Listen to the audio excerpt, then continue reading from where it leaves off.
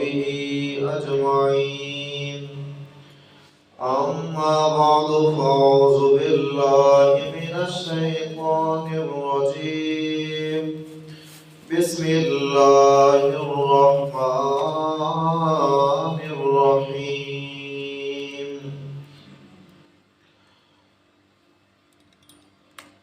سبحان الذي أسرى بعبده ليلا من المسجد الحرام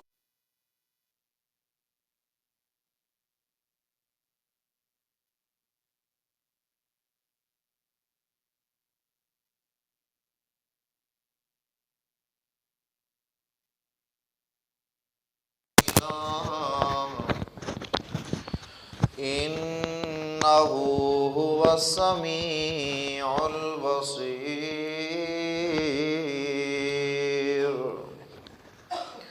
آمنت بالله صدق الله العظيم. إن الله وملائكته يصلون على النبي يا أيها الذين آمنوا صلوا عليه وسلموا تسليما. الصلاة والسلام عليك يا سيدي يا رسول الله. الصلاة والسلام عليك يا سيدي يا حبيب الله.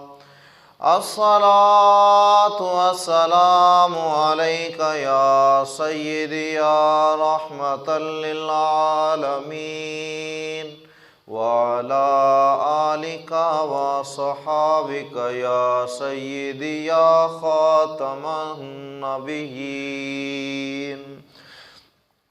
بلغ العلا بكماله كشف الدجى بجماله حسنت جميع خصاله صلوا عليه وآله. سب سے اعلیٰ ہمارا نبی اپنے مولا کا پیارا ہمارا نبی. کون دیتا ہے دینے کو منہ چاہیے دینے والا ہے سچا ہمارا نبی. خلق سے اولیاء اولیاء سے رسول اور سب رسولوں سے اعلیٰ ہمارا نبی. بجھ گئیں جس کے آگے سبھی مشعلیں شمع وہ لے کر آیا ہمارا نبی. جن کی دو بوند ہیں کوثر و سلسبیل ہے وہ رحمت کا دریا ہمارا نبی. معزز دوستو بزرگو السلام علیکم ورحمۃ اللہ وبرکاتہ. میں نے آپ کے سامنے قرآن مجید فرقان حمید کی ایک آیہ مقدسہ تلاوت کرنے کا شرف حاصل کیا ہے. دعا کریں خالق کائنات صحیح معنوں میں مجھے بیان کرنے کی توفیق عطا فرمائے. آپ کا سننا میرا پڑھنا اپنی پاک بارگاہ میں قبول و منظور فرمائے. آپ جانتے ہیں کہ رجب المرجب شریف کا ماہ مبارک اپنے آخری ساتوں کے ساتھ رخصت ہونے والا ہے، اور اس ماہ مقدسہ کے اندر بالخصوص حضور صلی اللہ تعالیٰ علیہ وآلہ وسلم کی معراج مبارکہ کا بیان ہوتا ہے. اور میں نے پچھلے جمعہ پر بھی کچھ چند ایک چیزیں بیان کی تھیں. دعا کریں خالق کائنات ہمیں حضور صلی اللہ تعالیٰ علیہ وآلہ وسلم کے ساتھ صحیح معنوں میں عقیدت محبت رکھنے کی توفیق عطا فرمائے. اللہ رب العزت نے اپنے حبیب صلی اللہ تعالیٰ علیہ وآلہ وسلم کو ان شانوں سے نوازا ہے کہ جو شانیں ہر ایک کے مقدر میں نہیں آئی ہیں۔ ہمارے نبی تمام انبیاء کرام میں سے افضل والا مقام پر فائز ہیں۔ آپ ادھر آ جائیں گے تو زیادہ مناسب ہو جائے گا، جتنے احباب ہیں آپ ادھر تشریف لائیں۔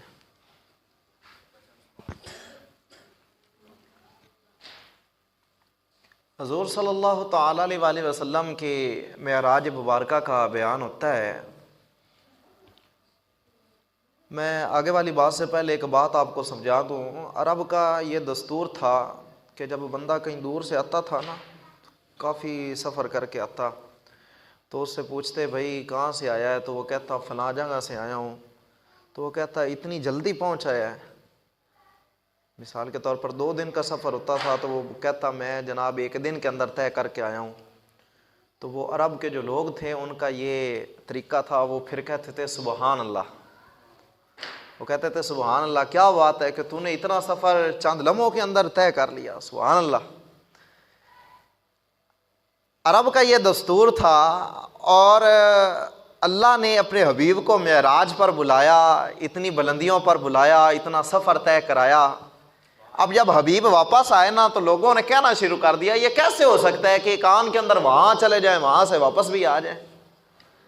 یہ ہماری سمجھ کے اندر نہیں آتا، عقل کے اندر نہیں آتا کہ اتنا لمبا سفر ہو، تھوڑے سے وقت کے اندر حضور طے کر کے تشریف لائیں، یہ عقل کے اندر نہیں آتا۔ اللہ رب العزت نے، وہ عرب والے جب کہتے تھے نا کہ عقل کے اندر بات نہیں آتی تھی تو کہتے تھے سبحان اللہ، اللہ رب العزت نے بھی پھر وہی انداز اپنایا۔ رب تعالیٰ نے جب اپنے حبیب کی معراج کا بیان شروع کیا نا تو رب تعالیٰ نے لفظ ہی سبحان سے شروع کر دیا۔ فرمایا سبحان الذی اسری بعبدہ، پاک ہے وہ ذات جس نے سیر کرائی اپنے بندہ خاص کو رات کے قلیل حصہ کے اندر، من المسجد الحرام الی المسجد الاقصی، مسجد حرام سے مسجد اقصی تک۔ تو یہ کتنی پیاری بات ہے کہ ہم بھی سبحان اللہ کہتے ہیں، اور یہ کوئی معمولی بات نہیں ہے، بلکہ ہم تو اللہ تعالیٰ کی سنت پہ عمل کرتے ہوئے کہتے ہیں سبحان اللہ۔ جب بھی کوئی حبیب کی بات ہوتی ہے، حضور کی بات ہوتی ہے، تو ہم یہی کہتے ہیں سبحان اللہ سبحان اللہ سبحان اللہ۔ اللہ رب العزت بھی یہی کام کیا۔ رب تعالیٰ نے فرمایا سبحان اللہ، میرے محبوب کی شانیں تمہاری عقل کے اندر سمجھ نہیں آ رہی، سبحان اللہ۔ آئی کیسے سکتی ہیں؟ عقل ہے جی تھوڑی، عقل تھوڑی ہے، حضور کی شانیں زیادہ ہیں۔ اب شانیں کثیر ہیں، عقل قلیل ہے، اب قلیل کے اندر کثیر کیسے آ سکتا ہے؟ اس لیے عقل پھر موقوف ہو جاتی ہے، جواب دے جاتی ہے کہ یہ کیسے ہو سکتا ہے۔ میرا رب فرماتا ہے ہو تو تب ناممکن نہ، جب اس کام کو کرنے والا کوئی دنیا دار ہو، اور جب کرنے والا ہی میں خود خالق کائنات ہوں، میں ناممکن کو بھی ممکن بنا دیتا ہوں۔ یہ دیکھیں نا، چھری ہے، آپ چھری کو ہاتھ میں لیں، اس کو اپنے بازوؤں پہ چلائیں، گلوے مبارک پہ چلائیں تو وہ کاٹ دے گی، جہاں پر بھی آپ چلائیں گے وہ کاٹ دے گی، آپ کو زخم دے دے گی۔ لیکن وہی چھری ہو حضرت ابراہیم خلیل اللہ علیہ السلام، حضرت اسماعیل علیہ السلام کے گلوے مبارک پر چلائیں، اب چھری کا کام تو کاٹنا ہے نا، لیکن کاٹتی نہیں ہے۔ اللہ کی بارگاہ میں عرض کریں یا اللہ عقل کے اندر نہیں آتا، اب چھری کا کام کاٹنا ہے، کاٹ نہیں رہی۔ رب تعالیٰ فرماتا ہے یہ ناممکن ہے نا، میں رب ہوں، میں نے ناممکن کو ممکن کر دکھایا، کیونکہ میری شان ہے ان اللہ علی کل شیء قدیر ہے، کہ میں ہر ناممکن کو ممکن بنا دیتا ہوں۔ اب دیکھیں جی، حضرت ابراہیم خلیل اللہ علیہ السلام میں آگ کا کام جلانا ہے، ساڑنا ہے، لیکن اس آگ کے اندر حضرت ابراہیم خلیل اللہ علیہ السلام ڈالے جاتے ہیں، اور میرا رب فرماتا ہے قلنا یا نار کونی بردا وسلاما علی ابراہیم، اے آگ ہر ایک تیرے اندر آتا ہے تو اسے جلا دیتی ہے، لیکن اب میری بات سن، اب تیرے اندر میرا نبی آ رہا ہے، جلانا نہیں ہے بلکہ اس کے لیے سلامتی والا بن جانا ہے۔ اب آگ کا کام جلانا ہے، ساڑنا ہے، لیکن وہی آگ جلا نہیں رہی بلکہ گلزار بنی ہوئی ہے، ٹھنڈی بنی ہوئی ہے، راحت پہنچا رہی ہے، سکون پہنچا رہی ہے۔ کیوں؟ میرا رب فرماتا ہے تمہاری عقل کے اندر یہ بات سمجھ نہیں آتی، یہ کیسے ہو گیا؟ میرا رب فرماتا ہے میں خالق کے کائنات ہوں، میں مالک کل ہوں، ان اللہ علی کل شیء قدیر، میں جو چاہوں کر سکتا ہوں۔ اگر میں ابراہیم کو آگ سے بچا سکتا ہوں، اسماعیل کو چھری سے بچا سکتا ہوں، نوح علیہ السلام کو طوفان سے بچا سکتا ہوں، ابابیلوں کے ذریعے ہاتھی مروا سکتا ہوں، تو میں کیا اپنے محبوب کو ایک آن کے اندر یہاں سے عرش پر بلا بھی سکتا ہوں، وہاں سے نیچے زمین پر اتار بھی سکتا ہوں؟ اگر یہ سب کچھ ممکن ہے تو یہ بھی ممکن ہے۔ اللہ حضرت شاہ احمد رضا خان بریلوی رحمۃ اللہ علیہ آپ فرماتے ہیں حضور کی شان بڑی وراء الورا ہے۔ آپ فرماتے ہیں حضور کی شان سمجھنے کے لیے حضور صلی اللہ تعالیٰ علیہ وسلم کی پہلے محبت کا ہونا ضروری ہے۔ محبت ہوگی تو حضور کی شان سمجھ آئے گی، محبت نہیں ہوگی تو حضور کی شان سمجھ کے اندر نہیں آتی ہے۔ حضور صلی اللہ تعالیٰ علیہ وسلم معراج پہ گئے، حضور صلی اللہ تعالیٰ علیہ وسلم منازل طے کر رہے ہیں، حضور صلی اللہ تعالیٰ علیہ وسلم ایک جگہ سے گزرے، جبرائیل علیہ السلام ساتھ ہیں، وہاں پر حضرت موسیٰ علیہ السلام اپنی قبر مبارک کے اندر حضور صلی اللہ تعالیٰ علیہ وسلم کی ذات پر درود پڑھ رہے تھے۔ یہ حدیث کی کتابوں کے اندر بات موجود ہے، اور یہاں پر علماء حضرات، مولوی حضرات وہ فرماتے ہیں کہ حضرت موسیٰ علیہ السلام وہاں پر نماز ادا فرما رہے تھے، لیکن میں اس سے اختلاف کرتا ہوں۔ علماء فرماتے ہیں کہ وہ نماز پڑھ رہے تھے، آپ نے بھی شاید سنا ہوگا، لیکن میں بات کروں گا تو میں بات کی دلیل بھی دوں گا۔ میں اس سے اختلاف کرتا ہوں۔ حضرت موسیٰ علیہ السلام قبر کے اندر ہے، وہاں پر جہاں پر آپ تھے وہاں نماز نہیں پڑھ رہے تھے۔ پہلی وجہ تو یہ ہے، آپ مجھے یہ بتائیں کہ اگر ہمارا پیر ہمارے پاس آ جائے یا ہمارا کوئی بڑا آ جائے اور فرض نماز بھی نہ ہو، تو ادھر سے وہ آ رہا ہو اور ہمیں پتہ بھی ہو وہ آنے والا، تو کیا ہم نفل نماز شروع کر دیں گے؟ کیا ہم نفلوں کے اندر مشغول ہوں گے؟ پیر صاحب آ رہے ہیں تو اسی نفل شروع کر دیں؟ نہیں، بلکہ ہم تو ان کے رستے کے اندر کھڑے ہو کر ان کا انتظار کریں گے کہ وہ کب تشریف لاتے ہیں۔ وہاں پر لفظ ہے یصلون۔ اگر یہاں دنیا دار ہو، اگر اس کا پیر آ جائے تو وہ بندہ نوافل کے اندر مشغول نہیں ہوتا، تو پوری کائنات کا امام آ رہا ہو، پوری کائنات کی جان تشریف لا رہا ہو، تو کیا حضرت موسیٰ علیہ السلام نوافل کے اندر مشغول ہو جائیں گے؟ کبھی بھی نہیں۔ تو پھر کیا نکلا نتیجہ؟ حضرت موسیٰ علیہ السلام وہاں پر نماز نہیں ادا فرما رہے تھے، بلکہ مصطفیٰ کی ذات پر درود و سلام کے نذرانے پیش فرما رہے تھے، اور یہ پیغام دے رہے تھے کہ میں اگر نبی ہو کر حضور کی ذات پر درود پڑھنا ثواب سمجھتا ہوں، اعلی عرفہ سمجھتا ہوں، تو تم محمد کے غلام ہو کر بھی محمد کی ذات پر درود پڑھنا، سلام پڑھنا، یہاں پر بھی بگڑی بن جائے گی، وہاں پر بھی تمہاری بگڑی بن جائے گی۔ اس لیے تو اللہ حضرت شاہ احمد رضا خان بریلوی رحمۃ اللہ علیہ نے پھر ایک درود کی بات نہیں کی۔ آپ فرماتے ہیں مصطفیٰ جان رحمت پہ لاکھوں سلام، مصطفیٰ جان رحمت پہ لاکھوں سلام۔ اعلیٰ حضرت شاہ احمد رضا خان بریلوی رحمۃ اللہ علیہ فرماتے ہیں لوگوں، مصطفیٰ کی ذات پر ایک مرتبہ سلام نہیں، ایک مرتبہ درود نہیں، بلکہ عرض کرتے ہیں سونے آپ کی ذات پر ایک مرتبہ نہیں، 100 مرتبہ نہیں، بلکہ لاکھوں بار سلام ہو۔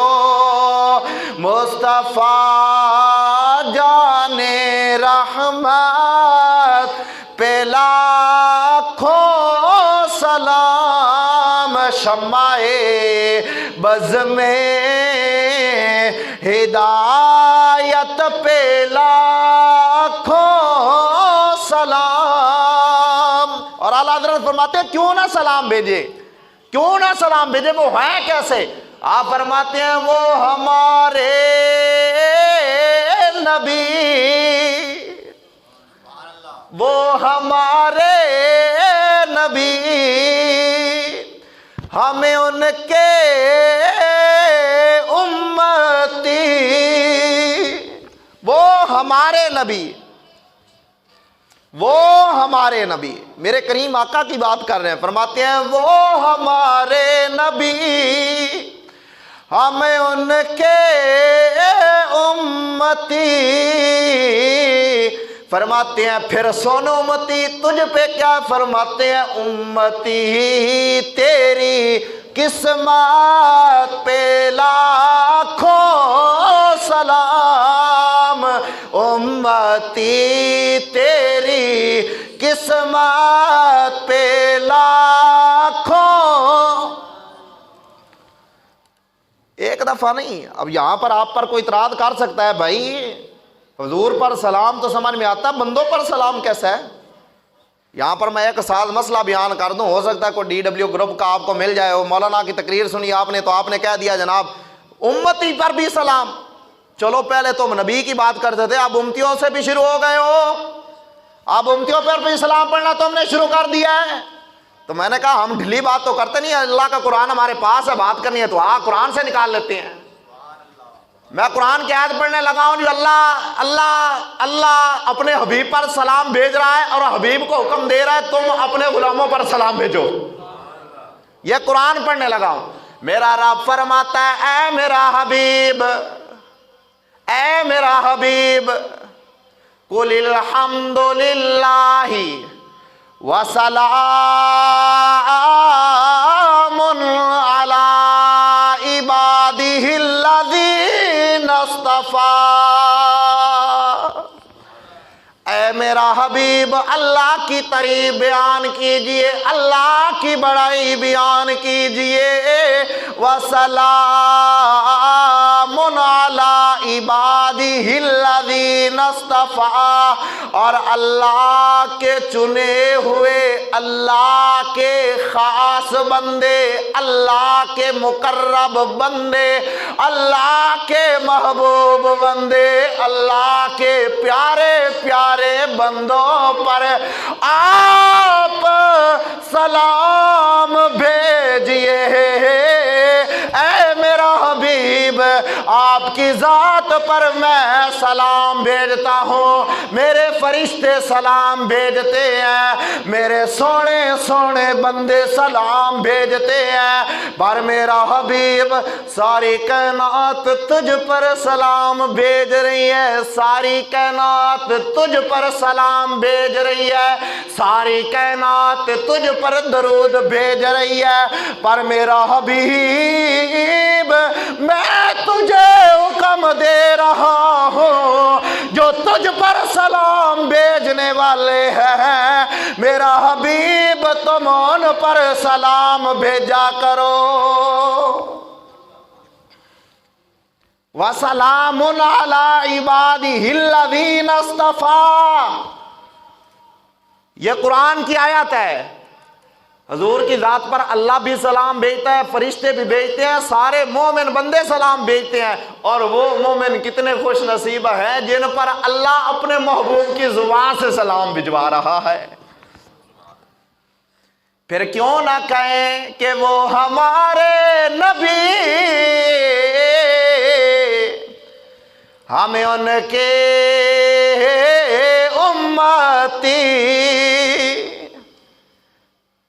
وہ ہمارے نبی ہمیں ان کے امتی تیری قسمت پہ لاکھوں سلام، امتی تیری قسمت پہ لاکھوں سلام۔ میرے کریم آقا گئے معراج پہ، چھٹے اسماء پہ حضرت موسیٰ علیہ السلام سے ملاقات ہوئی، میرے کریم آقا اب واپسی پہ ہیں، اللہ کے ساتھ راز و نیاز کی باتیں کر کے واپس لوٹے۔ جب میرے کریم آقا کی حضرت موسیٰ علیہ السلام سے ملاقات ہوئی، جناب سیدنا موسیٰ علیہ السلام عرض کرتے سونیا یہ تو بتائیں اللہ نے کیا تحفہ دے کر بھیجا ہے؟ میرے کریم آقا نے فرمایا او پیارے موسیٰ، اللہ نے مجھے 50 نمازوں کا تحفہ دے کر بھیجا ہے۔ جاؤ اپنے غلاموں کو یہ تحفہ دو کہ اللہ نے 50 نمازوں کا تحفہ آپ کو عطا فرمایا۔ یہاں پر ایک بات قابل ذکر ہے، یاد رکھنا ہر ایک عبادت کا حکم اللہ نے زمین پر محبوب کو دیا کہ تم حج بھی دو، تم زکوٰۃ بھی ادا کرو، تم روزے بھی رکھو، لیکن نماز وہ اللہ عبادت ہے جو اللہ نے زمین پر عطا نہیں فرمائی، بلکہ اللہ نے اپنے پاس بلا کر راز و نیاز کی باتیں کر کے واپس لوٹا کے محبوب کو نمازوں کا تحفہ عطا فرما دیا، تاکہ کائنات والوں کو پتہ چل جائے اوہ نماز کو معمولی نہ سمجھنا، نماز وہ تحفہ ہے جو اللہ نے اپنے حبیب کو اپنے پاس بلا کر عنایت فرمایا ہے۔ اللہ اکبر، یا رسول اللہ، یا علی تاجدار ختم نبوت، تاجدار ختم نبوت۔ اللہ تعالیٰ نے نماز کا تحفہ حبیب کو پاس بلا کر عطا فرمایا۔ کاروبار یاد ہے لیکن نماز یاد نہیں، دکان یاد ہے نماز یاد نہیں، مارکیٹیں یاد ہیں نماز یاد نہیں، گھر والے یاد ہیں نماز یاد نہیں۔ ہم صبح سے لے کر شام تک کامیابی کی تلاش میں رہتے ہیں، ہمیں کامیابی مل جائے۔ صبح سے نکلتے ہیں نا جی، شام تک محنت کرتے ہیں، مزدوری کرتے ہیں، اپنی جان لڑاتے ہیں، اپنا خون پسینہ بہاتے ہیں، اور ہماری کوشش یہی ہوتی ہے کہ ہمیں فلاح مل جائے، کامیابی مل جائے، کامیاب ہو جائیں۔ لیکن میرا رب فرماتا ہے تم کامیابی ڈھونڈ رہے ہو، کامیابی تو تم نے پشت کے پیچھے رکھ دی ہے۔ یہاں مسجد سے ایک صدا نکلتی ہے، حی علی الفلاح، حی علی الفلاح، وہ لوگوں آؤ آؤ آؤ، کدھر ہیں؟ فلاح، کامیابی کی طرف آؤ، آؤ کامیابی کی طرف آؤ۔ ہم کامیابی کی صدا سن کر کہتے ہیں نہیں نہیں کاروبار پیارا ہے، وہ فلاح پیاری نہیں ہے، وہ کامیابی پیاری نہیں ہے۔ جب ہم اپنے کاروبار کے اندر مشغول ہو کر اس صدا پہ لبیک نہیں کہیں گے تو پھر ہم کامیاب کیسے ہو سکتی ہیں؟ ہر بندہ پریشان ہے، آپ جس سے پوچھیں جی وہ پریشان ہے، اسے کہیں بھئی پریشان کیوں؟ وہ کہے گا میں معاشی حالات کی وجہ سے بہت پریشان ہوں، میرے گھر کے حالات درست نہیں ہیں، میں جتنی کوشش کرتا ہوں میں پیچھے کی طرف جاتا ہوں، آگے کی طرف نہیں جاتا۔ تو آپ اس سے کبھی بڑی محبت کے ساتھ پوچھنا ارے بھائی بتا تو صحیح کیا نماز بھی ادا کرتا ہے؟ تو وہ کہے گا نہیں نہیں بڑا اوکھا کام ہے، صبح کی نیند اتنی پیاری ہے آنکھ نہیں کھلتی، اور یہاں پر مؤذن کہتا ہے الصلاۃ خیر من النوم، اور بندہ مومن بستر پہ سونے والے تو سویا ہوا ہے، لیکن تو یہ نہیں سن رہا کہ الصلاۃ خیر من النوم، نیند سے تو نماز بہتر ہے، نیند سے تو نماز بہتر ہے۔ وہاں پر تو سو گیا ہے، اگر تیری آنکھ ہی نہ کھلے بتا پھر کیا ہوگا؟ کبھی دل سے سوچا کریں، وہ ہمارے نبی ہم ان کے امتی، وہ ہمارے نبی ہم ان کے امتی۔ اب دیکھنا جی انہوں نے امتی کے لیے کیا کیا ہے، اب دیکھنا انہوں نے امتی کے لیے کیا کیا ہے۔ حضرت ادریس علیہ السلام معراج پر گئے تھے، اب میں وہ بات کرنا نہیں چاہتا ورنہ میں آپ کو سناتا تو آپ کے آنسو نہیں رکنے تھے، کہ حضرت ادریس علیہ السلام وہ تھے جو جنت کے اندر گئے پھر واپس نہیں آئے، ابھی بھی جنتوں کے اندر ہیں، لیکن میرے کریم آقا جنت کے اندر بھی گئے، رب کا دیدار بھی کیا، لیکن وہاں ٹھہرے نہیں، یاد کرتے ہیں یا اللہ پیچھے میری امت ہے۔ نہیں جی ٹائم تھوڑا 3 منٹ رہ گئے، سبحان اللہ جی، حضرت ادریس علیہ السلام کے پاس نا ایک دن حضرت اسرائیل علیہ السلام آ گئے. جب آپ کے پاس آئے نا حضرت اسرائیل علیہ السلام, تو حضرت اسرائیل علیہ السلام نے ملاقات کی. تو انہوں نے کہا جی میں کدھر جا رہے ہیں؟ انہوں نے کہا جی میں سفر پہ جا رہا ہوں. کہتے ہیں کہ مجھے بھی ساتھ لے لو, میرا بھی جی چاہتا ہے میں آپ کے ساتھ سفر کروں. حضرت ادریس علیہ السلام سفر پہ نکل پڑے. حضرت ادریس علیہ السلام جب سفر کر رہے ہیں, ساتھ میں حضرت اسرائیل علیہ السلام بھی ہیں. حضرت اسرائیل علیہ السلام رستے کے اندر گئے, ادریس علیہ السلام وہاں ٹھہرے. حضرت ادریس علیہ السلام نے فرمایا کھانے کا ٹائم ہو گیا, آپ کھانا تناول فرمائیں گے؟ انہوں نے کہا جی مجھے بھوک نہیں ہے. آپ نے کہا اچھا چلو ٹھیک ہے جی, آپ نہیں کھاتے کھانا تو. آپ تھوڑا آگے نکل گئے, تھوڑا آگے جاتے ہیں. اب مجھے وہ سواد نہیں آ رہا جی, میری نظر ادھر بھی ہے, ان لوگوں پر بھی ہے. حضرت ادریس علیہ السلام آگے گیا, تھوڑا سفر کیا. تو حضرت ادریس علیہ السلام نے دوسرا دن ہوا, وہاں ٹھہرے. تو آپ نے فرمایا بھئی آؤ کھانا کھاتے ہیں. انہوں نے کہا جی مجھے تو بھوک نہیں ہے. آپ بڑے تجربانہ انداز سے پوچھتے ہیں کہ بھائی 2 دن ہو گئے ہیں, ساتھ رہ رہے ہو, کھانا بھی نہیں کھاتے ہو, آپ کے اوپر کوئی سفر کے آثار بھی نظر نہیں آتے ہیں, کیا وجہ ہے؟ انہوں نے کہا جی کچھ نہیں, بس ویسے میری طبیعت ایسی ہے, میں ترکڑا ہوں. آپ نے فرمایا اچھا ٹھیک ہے, سبحان اللہ, آؤ چلتے ہیں پھر آگے. 2 دن ہو گئے جی, کچھ بھی نہیں کھایا, کچھ بھی نہیں پیا. فرمایا نہ پیتے ہو نہ کھاتے ہو, کرتے کیا ہو؟ انہوں نے کہا جی کچھ نہیں, بس پاورفل ہے.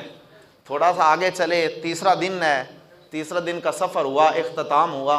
جب اختتام ہوا نا تو آپ نے فرمایا بھائی آج 3 دن ہو گئے ہیں, آؤ آج تو کھانا کھانا پڑے گا, آؤ کھانا کھاتے ہیں. تو آپ نے عرض کی حضور میں کھانا نہیں کھاؤں گا. آپ نے فرمایا کیوں نہیں کھاؤ گے؟ 3 دن ہو گئے ہیں, میں نے نہ تجھے پیتے ہوئے دیکھا ہے نہ کھاتے ہوئے دیکھا ہے. یہ کیسے ہو سکتا ہے؟ بندہ 3 دن چلے, سفر بھی کرے, پیاس بھی نہ لگے, بھوک بھی نہ لگے, یہ تو ناممکن ہے. آپ کھاتے بھی نہیں ہیں, پیتے بھی نہیں ہیں, میرے ساتھ سفر کر رہے ہیں, میں 2 دن سے کھا رہا ہوں, آپ کچھ نہیں کھاتے, میں پی رہا ہوں, آپ کچھ نہیں پیتے, وجہ کیا ہے؟ انہوں نے کہا حضور کچھ بھی نہیں, بس میری طبیعت ایسی ہے, میں ایک ہی دفعہ کھاتا ہوں. آپ نے فرمایا نہیں آؤ. جب آپ نے ان کو زیادہ زور دیا نا تو انہوں نے عرض کی حضور میں اب اپنا راز بتاؤں. آپ نے فرمایا جی بتاؤ. کہتے ہیں میں کوئی انسان نہیں ہوں بلکہ میں تو اللہ کا ایک مقرب فرشتہ ہوں. میں اللہ کا ایک مقرب فرشتہ ہوں. یہاں پر ایک بات آ گئی ہے, اگر اسرائیل علیہ السلام انسانی صورت کے اندر آ جائیں, ان کی نورانیت کے اندر کوئی فرق نہیں پڑتا. محمد مصطفیٰ کائنات کے اندر تشریف لائیں, ہم کہیں وہ نور بھی ہیں, ہم کہیں وہ بشر بھی ہیں. یہ مولوی ہمارے ساتھ لڑ پڑتے ہیں, وہ کہتے ہیں تم محمد کو نور نہ کہا کرو, بشر کہا کرو, کیونکہ وہ ہم جیسے ہیں. ہم کہتے ہیں عقل کا علاج کراؤ. اگر اللہ کے فرشتے انسان کی صورت میں آ سکتے ہیں تو محمد عربی بھی بشریت کا لباس اوڑھ کر اس امت کی خیر خواہی کے لیے کائنات کے اندر تشریف لا سکتے ہیں. حضور صلی اللہ تعالی علیہ وسلم مقام ورا الورا حضرت ادریس علیہ السلام, آپ نے فرمایا 3 دن ہو گئے کچھ نہیں کہا. انہوں نے کہا جی میں اللہ کا فرشتہ ہوں. آپ نے فرمایا اللہ کے فرشتے ہو تو پھر میری ایک بات مانو گے؟ انہوں نے کہا جی بتائیں. آپ فرمانے لگے ایسا کرو مجھے نا موت دو ایک دفعہ, میں دیکھوں تو صحیح موت آتی کیسے ہے. ایک دفعہ نا مجھے موت دو, میں دیکھوں تو صحیح موت کیسے دیتے ہو تم. یار تو ہو گئے ہو, 3 دن کا سفر کیا, بیلی بن گئے ہو, آج موت دو نا دیکھوں موت دیتے کیسے ہو. تو آپ نے فرمایا جی بڑی تکلیف ہوتی ہے, آپ موت کو معمولی نہ سمجھو. انہوں نے کہا یار تو یار ہیں, انہیں انج تو نہ کر. انہوں نے کہا جی ویسے بھی میں انج لینی بھی نہیں. انہوں نے کیوں؟ انہوں نے کہا اللہ دا حکم ہے, جب اللہ حکم دے گا تب لوں گا, آپ ویسے لے لیں, یہ تو اللہ تعالیٰ کی نافرمانی ہو جائے گی. انہوں نے کہا آپ ایسا کریں اللہ سے پوچھ لے, ایک دفعہ نکال لے پھر واپس ڈال دینا نکال کے. اللہ کی بارگاہ میں عرض کرتے ہیں یا اللہ تیرا نبی ہے, یہ کہتا ہے کہ مجھے ایک دفعہ موت دے, پھر موت دینے کے بعد پھر مجھے حیات دے دینا, حیاتی دے دینا, روح لٹا دینا. یا اللہ آپ بتا کیا کرو؟ رب تعالیٰ نے فرمایا میرا نبی ہے, پیارا ہے, چل دے دے, چل دے دے موت ایک دفعہ. حضرت ادریس علیہ السلام, حضرت اسرائیل علیہ السلام نے جان نکالی ادریس علیہ السلام کی. جب جان نکالی نا تو ادریس علیہ السلام سے اب بات ہوئی تو اب فرماتے ہیں یار جان تو نکال لی ہے, اب تھوڑا سا اور کام نہ کر لیں. انہوں نے کہا جی کیا؟ کہ میں نے سنا ہے اللہ رب العزت نے ایک جنت بھی بنائی ہے, ایک دوزخ بھی بنائی ہے. آپ نے فرمایا جی بنائی ہے. یار ایک دفعہ چکر نہیں لگوا دیتا مجھے جنت دوزخ کا, جنت دوزخ دیکھ لوں کیسی ہوتی ہے. آپ نے فرمایا بھئی صرف اتنی اجازت تھی جان نکالنے کی, آگے والا معاملہ نہیں. انہوں نے کہا اللہ کی بارگاہ میں عرض کر دے. آپ نے فرمایا جی کر دیتا ہوں. اللہ کی بارگاہ میں عرض کی یا اللہ تیرا ایک نبی ہے, روح نکال رہی ہے. اب وہ فرماتا ہے کہ مجھے جنت کا بھی چکر لگوا دو, دوزخ کا بھی چکر لگا دو, دیکھنا چاہتا ہوں کیا کیا ہے. اللہ رب العزت نے فرمایا چلو میرا سونا ہے, پیارا ہے, ایک چکر لگوا دو, چکر لگوا کر پھر واپس لوٹا دینا. حضرت ادریس علیہ السلام کو جب دوزخ کا چکر لگوایا, لگوا کر آپ آئے نا واپسی, تو فرمانے لگے کہ اب مجھے جنت کا بھی چکر لگوا دو. انہوں نے جنت کا ہی چکر لگوا دیا, باہر سے, اندر سے نہیں, باہر سے. جب باہر سے چکر لگوایا نا جی, تو حضرت ادریس علیہ السلام اب عرض کرنے لگے میں نے سنا ہے جنت بھی اللہ رب العزت نے بہت سونی بنائی ہے. تو آپ نے فرمایا جی بالکل بہت سونی بنائی ہے. تو فرمانے لگے اگر اللہ نے بڑی سونی بنائی ہے تو ایک دفعہ اندر سے بھی دکھا دو. باہر سے دکھا دیا ہے, ایک چکر اندر کا بھی لگوا دو. اب آ تو گئے ہیں. انہوں نے کہا جی آگے کی اجازت نہیں ہے, جتنی اجازت تھی کر دیا. انہوں نے کہا ایک ہی طریقہ ہے, اللہ کی بارگاہ میں پھر جائیں, اللہ کی بارگاہ میں پھر جائیں.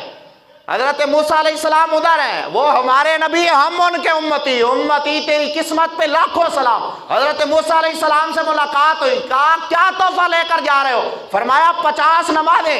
عرض کرتے ہیں حضور نہیں پڑھنی, واپس جاؤ, انہاں نہیں پڑھنی, واپس جاؤ.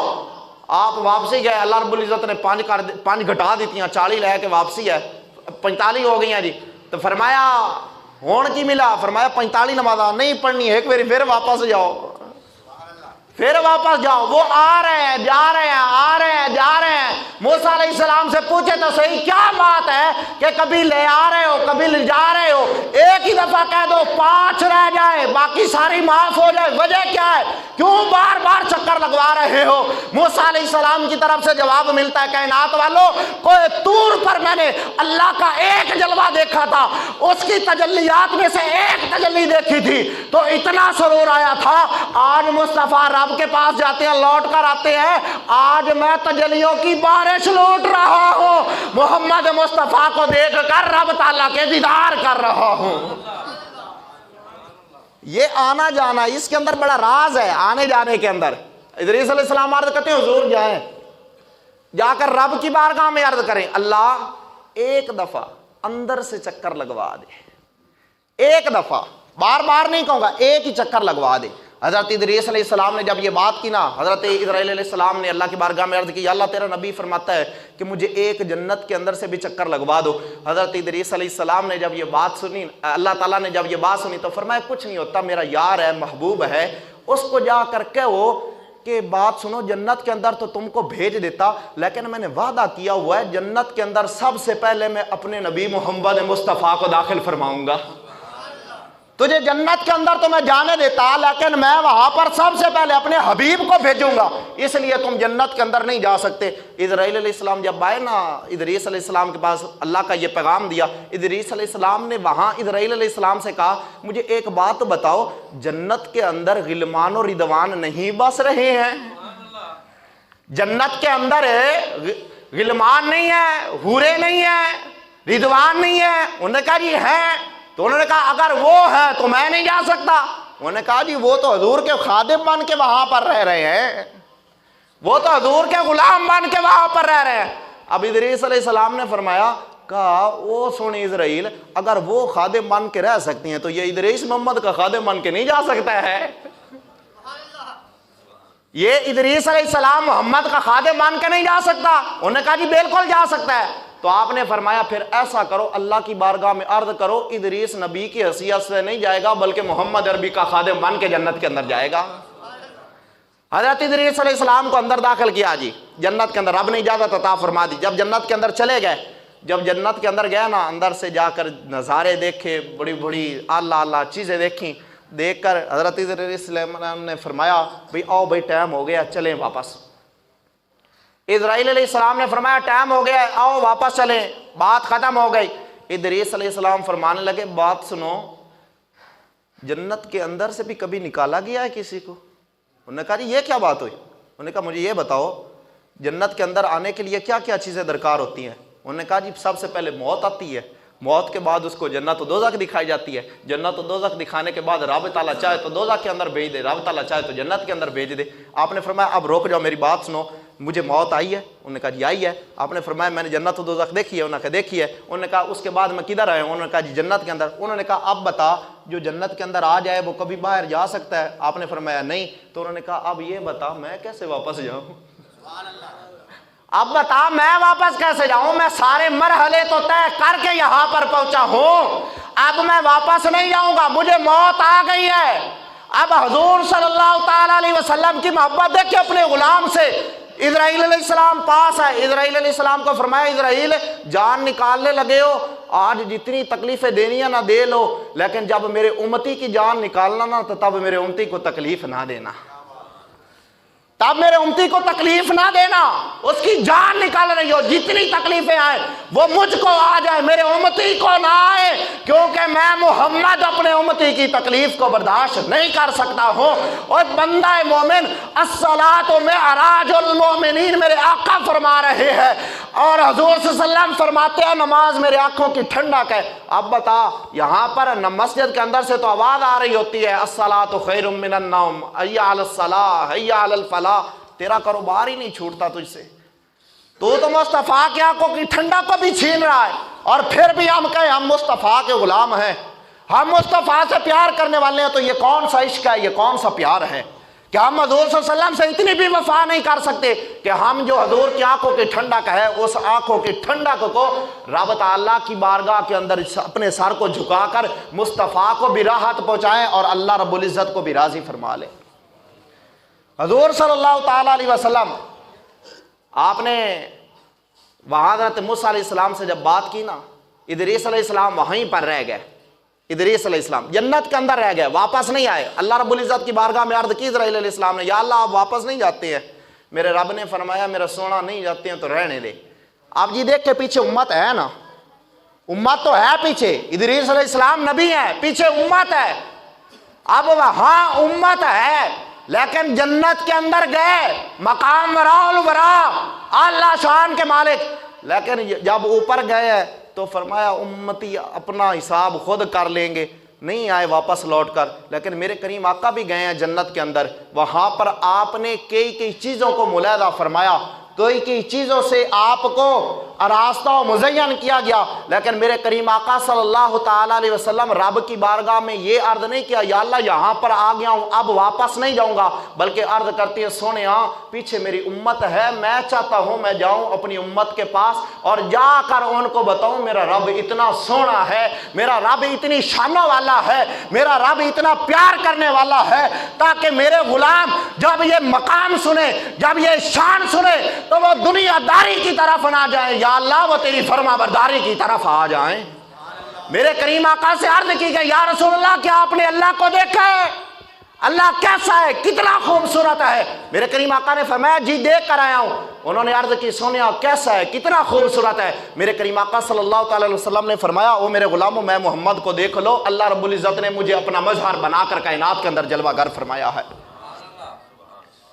تو پھر ہمارا حق نہیں بنتا جو مصطفیٰ وہاں تشریف لے جائیں اور پھر واپس بھی آ جائیں، آئے اپنے غلاموں کے لیے، اور آج ہم ان سے وفا بھی نہ کر سکے، ہم ان کی غلامی بھی نہ کر سکے، ہم 5 وقت کی نماز بھی ادا نہ کر سکے، اور ہم یہ نعرے لگاتے پھرے غلامی رسول میں جان بھی قبول موت بھی قبول ہے، اور غلامی رسول کے اندر میں اپنا سب کچھ قربان کرنے کے لیے تیار ہوں۔ یہاں 5 وقت کی نماز تو ادا نہیں ہو رہی، جان کہاں دے گا تم؟ ایک دفعہ دل کے اندر سوچنا ضرور، ایک دفعہ جا کر سوچنا ضرور، انشاءاللہ جب آپ سوچیں گے پھر زندگی کے اندر بہاریں آئیں گی، اور پھر ہمیں صدا لگانی چاہیے کہ ہم پھر کہیں وہ ہمارے نبی ہمیں ان کے امتی، یا رسول اللہ، یا علی تاجدار ختم نبوت۔ حضور صلی اللہ تعالیٰ علیہ وسلم جب 5 نمازیں لے کر واپس لوٹے نا جی، تو ایک چیز دل کے اندر آئی بھی، پہلے 50 نہیں ثواب میرا امتی پڑھتا تو 50 کا ملتا، اب 5 لے کر جا رہا ہوں، اب تو 5 کا ملے گا، باقی 45 تو گئے۔ میرے رب نے فرمایا میرا حبیب پریشان نہ ہو، میرا حبیب پریشان نہ ہو، یہ ہے ہمارے نبی، پریشان نہ ہو۔ یا اللہ جی کیوں نہ ہو، پہلے 85 اب 5 ہے، میرا غلام 50 پڑھتا، ثواب 50 کا ملنا تھا، اب 5 ہے، 5 کا ملے گا۔ میرے رب نے فرمایا میرا حبیب آپ کا غلام پڑھے گا 5، لیکن میں اس کو ثواب 50 کا عطا فرما دوں گا۔ اب کیوں نہ پھر کہیں وہ ہمارے نبی، ہمیں ان کے امتی، وہ ہمارے ہمیں ان کے امتی، امتی تیری قسمت پہ لاکھوں سلام، امتی تیری قسمت پہ لاکھوں سلام، مصطفیٰ جان رحمت پہ لاکھوں۔ میرا رب بیان فرماتا ہے وَسَلَامٌ عَلَىٰ عِبَادِهِ الَّذِينَ اصْطَفَىٰ، اے میرا حبیب ساری کائناتوں پر سلام بھیجتی ہے، پر میرا سونا حبیب تسا میرے چنے ہوئے بندہ تے سلام بھیجو، میرے محبوب بندہ تے سلام بھیجو۔ کائنات والا نو پتہ چل جاوے جیڑا رب دا پیارا ہوندا ہے اور رب تے پیار کردا ہے، رب آدھے سارے نبیاں دے سردار کولوں دے تے سلام بھجواندا ہے۔ دعا کرو خالق کائنات سے عمل دی توفیق عطا فرمائے، آمین۔ وما علینا الا البلاغ المبین۔